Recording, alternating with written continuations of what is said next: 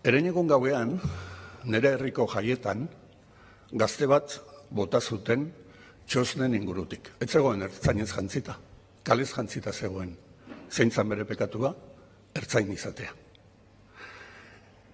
Ertzaintzako kide horri, Hernaniko seme horri, nire elkartasun guztia adierazi nahi diot. Departamentu honen izenean eta Eusko Jaurlaritzaren izenean salatzen dut egin diotena. Salatzen dut esklusioa eta eskatzen ditut oinarriak elkarbizitza eta bizikidetza eraikitzeko. Eta eskatzen dut erakunde demokratikoekiko zilegitasuna eta errespetua. Ongi dago gaizki egindakoak kritikatzea, baina ez erakundeen zilegitasuna auzitan jartzea behin eta berriro. Horrek ondorioak ditu. Eta oraintzu ikusi dugu berriro.